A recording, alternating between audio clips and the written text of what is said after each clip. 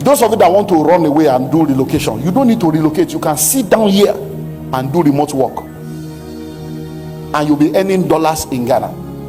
So let me, because the person mentioned young people, let me give you a few. So go to remote.com, remotely.com, freelancer.com. So remote.com, remotely.com, freelancer.com. Go to gigiinsight.com. That's gigiinsight.com. Go to those 4 websites. You will see millions and hundreds of jobs available for you anywhere in the world, and you'll be earning salary in dollars without leaving your country. Now, don't forget, the world is a 24-hour economy. Africa is a 12-hour economy. So in most part of Africa, we don't work for 24 hours. But many developed nations are a 24-hour economy. So you can work in Ghana, and when you close by 5, you get home by 7. And then you start another work, you resume another work by 7 p.m. till 12 midnight and you sleep. Or you get home by 7, you sleep, you wake up by 12 midnight and you work to 4 a.m., sleep again. So there is so much opportunity. So what I will say is technology. Anything technology, study it. Even in the field where you are, what are the technological aspects of those fields? What are the future aspects of those fields? That's what you should be focusing on. If I buy books, I don't read them. Why? You don't have enough why to read them. Yeah, you don't have enough why to read them. So it's not a demon. Your why is not strong enough. When you have enough why, you will read them. So while you can pray, I can tell you to pray in the spirit, I can tell you to do all kinds of stuff, you don't have enough strong reason. That's why. So I will advise you, let me give you strategies to do is that book that you are not reading, put it on your toilet. So use the toilet revelation, put it on your toilet. Everybody goes to the toilet at least once a day. So every time you are on the toilet, whether you are doing major or minor, read the one you can read. And once you are done, put it back there, continue tomorrow. In 1 month you will finish it. Number 2, do audiobooks. Go more into audiobook and be listening to it. But if you are doing audiobook, you have to listen to it at least 7 times.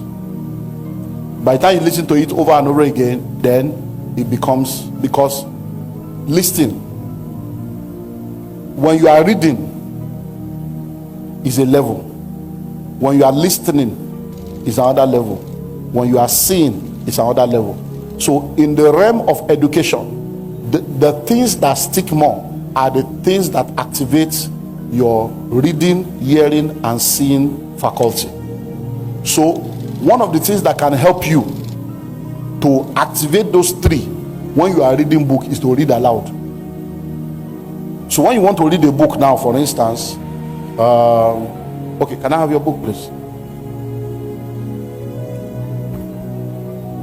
So now, please, when you open this book now, and you are doing this, you are reading, you are also seeing, but you are not hearing. So when you are talking, you can't be talking and fall asleep. You can't fall asleep talking. Do you understand? So to activate other faculty that will help you, when you are now in that toilet, you now do like this. Poverty defined. There are 5 definitions of poverty as stated in my book Pathway to Wealth, but they will only be mentioned here. Poverty is a state of lack and hardship. Now what am I doing? I'm reading, I'm seeing, and I'm speaking. And as I'm speaking, I'm hearing my voice. Now listen, many of you don't understand this. What I'm telling you is how, because you have to understand what we call human behavioral science to understand the way your neurological system operates. These are the psychology of human being. You see, when you are speaking and you are hearing yourself,